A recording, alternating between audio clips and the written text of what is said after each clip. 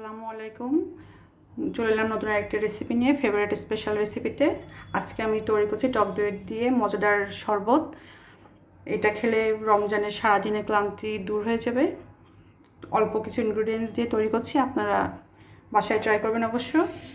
আমি এখন দিয়ে দিব, একটা ব্লেন্ডার নিয়ে নিয়েছি, দিয়ে দিব টক দই। এখানে আমি এক বাটি টক দই নিয়েছি, সেটা দিয়ে দিচ্ছি। এই পর্যায়ে দিয়ে দিব চিনি। এখানে আমি 1 কাপ চিনি নিয়ে নিচ্ছি।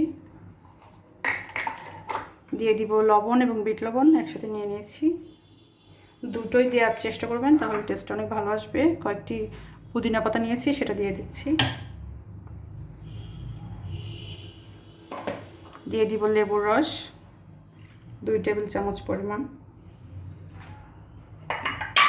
এগুলো একত্রে আমি ব্লেন্ডারে একটু ব্লেন্ড করে নিব।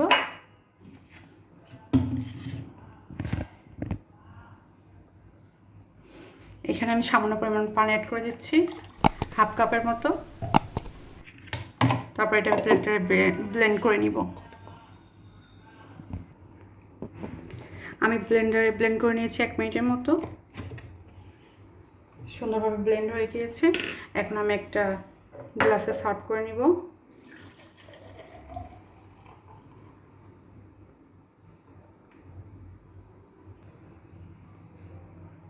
তো আমার রেডি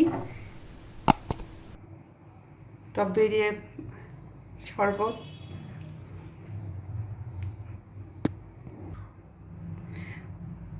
হয়ে গেল আমার টক দই দিয়ে চটজলদি একটা মজাদার শরবত। আপনারা বাসায় অবশ্যই রমজানে গরমের ভিতরে ট্রাই করবেন বানানোর।